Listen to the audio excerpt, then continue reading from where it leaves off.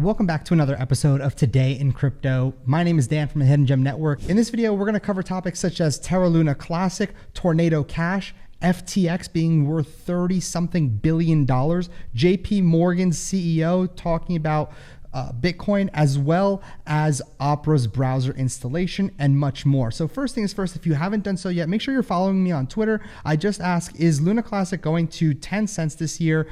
Again, you can reply no or yes. Go vote right now because I'm going to be picking one of the individuals that participate in this tweet that engage. I'm going to be giving away free Luna. In regards to the other Luna giveaway that I did, that's going to be posted in Discord today. So take a look in the description down below for the link to the Discord for more giveaways. But let's just hop into it right now. So Tornado Cash, we all know how the US has gone ahead and pretty much sanctioned Tornado Cash because of the fact that it was considered and classified as money laundering. So just about 7 billion worth of virtual currency since its creation in 2019 has been laundered through Tornado Cash. So we can see the actual Dune analytics from Tornado that they've gone ahead and had $7.6 billion in deposits, and their total fees that they've made alone just from those deposits is $19 million.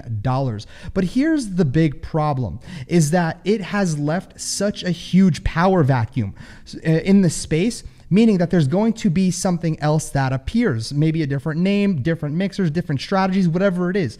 So again, even though the US has sanctioned Tornado Cash, another interesting thing was that there was pretty much fake transactions being sent to celebrities, that owned NFTs, because again, any wallet that has interacted with Tornado Cash and gets the funds sent to an exchange is being reported to pretty much the government. This is really interesting. So users actually got dusted, or again, they called it the Tornado Cash user dusts hundreds of public wallets. So what people started doing was celebrities such as Jimmy Fallon, Logan Paul, etc., people that use Tornado Cash were sending small amounts of Ethereum to their wallets so they can be blacklisted, if you will. However, that has pretty much been handled. The US said, again, we're not going to be looking into those wallets because we understand what happened here. Next, let's talk about Sam Bankman-Fried and FTX about to raise some more money for a $32 billion valuation. FTX is doing some incredible things. As we know, they're looking to acquire Voyager's assets,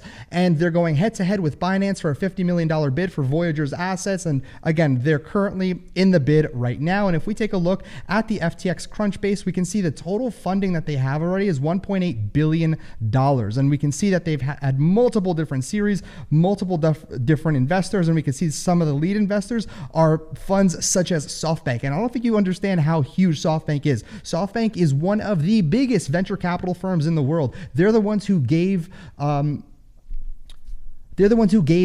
Newman hundreds of millions, billions of dollars, and pretty much took a huge loss. And we can also see Sequoia Capital has literally gone ahead and raised $1 billion with 26 other investors. But Sequoia is also huge. There are some massive, massive firms behind this. This is why I think that FTX is going to be around for a long time, and why Binance and FTX are the two head honchos right now. So listen to this. Jamie Dimon, the CEO of JPMorgan and Chase, literally yesterday, he said, well, I'm a major skeptic on crypto tokens, which you call currency like Bitcoin. But here's the irony. On July 22nd, JPMorgan and Chase will allow all of its wealth management clients access to cryptocurrency funds, Business Insider reported on Thursday, citing sources. And again, this is the actual article on Business Insider, but they paygate it, which again, I'm not paying to read this when the information is floating around on many other articles and other sites. So again, very hypocritical that he's saying, oh, well, Bitcoin isn't that great. Meanwhile, they're advocating, yes, and some of their top analysts and market researchers love Bitcoin, love crypto as a hedge against inflation. Also another investment vehicle that they can partake in. Yes, even though it is a high risk, high reward, it's not like they're allocating 100% of all their investors' capital into there. Next, Opera browser. They're going to add support for Elrond after they've already added 8 other chains. This is pretty cool. So Web3 browser Opera, which again, if you pay very close attention or know this, Opera is essentially a privacy-based browser, And last I checked, they have over 1 billion downloads in total. And on the Google Play Store, you can see over 100 M plus. However, I don't think Google actually shows a 1B plus. So just with Google Play alone, I am 99% sure that they have over 1 billion plus installs, which is insane. So Elrond is going to be able to integrate right within the Opera wallet, right within the browser, which is really cool. But then again, you know, when it comes down to the price movement, we're still in a bear market. We're going to be here for a while. The recession hasn't hit that hard yet. And again, there's not going to be that much price volatility yet. However, with a market cap of 1.1 billion, rank number 45, man, this is going to absolutely explode during the next bull cycle.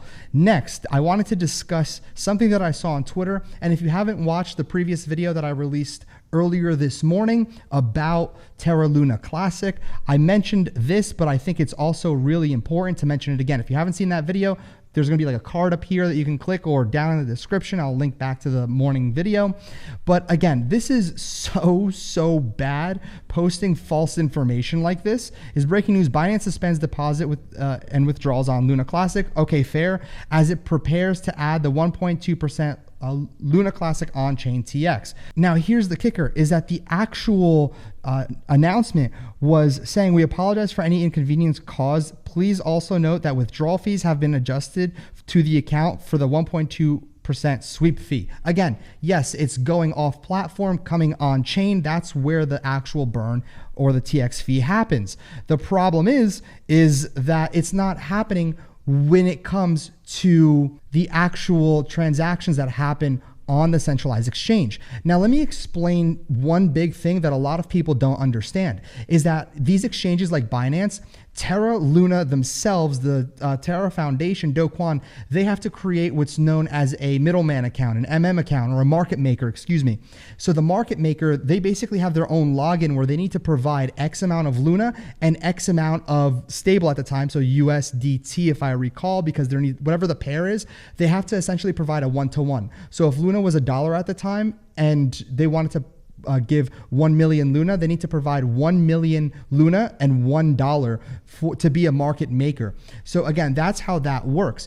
So that means that Binance themselves already has the tokens in the actual centralized exchange, which makes it a big problem because they're not transacting on chain when you're actually interacting on the centralized exchange platform itself. It's just going internally, not on chain. It's essentially a massive wallet with a bunch, it's a hot wallet with a bunch of Terra in there moving internally from Binance's internal hot wallets, not on chain. Very important you understand that. So pay very close attention to this. You can see this message right here where eToro pretty much says, okay, we're going to be implementing the tax on the actual exchange. But notice the numbers here. The fee it's for their bid and their ask. So a buyer and a seller both have to pay a fee that equates to 1.2%, aka their fee that they're receiving, they're burning.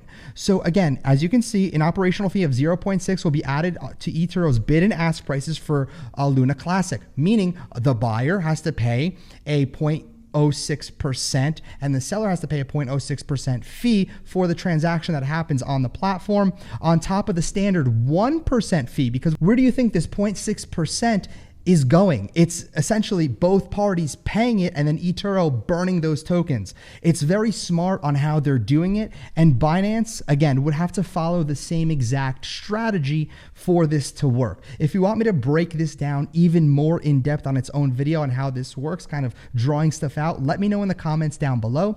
If you enjoyed Today in Crypto and this overview, please smash a like on this video, consider subscribing with notifications, and please help me support this Today in Crypto segment. I hope a lot of you enjoy it. I'm trying something new here, trying to double up on videos and just expanding. Let's see what I can do and hope to give back to everybody with this information that a lot of people don't know exactly. And I want to provide real information that isn't misleading. So Hidden Gem fam, thank you so much for all the support yet again. I love you guys so much. I'll catch you all tomorrow. Have a great one.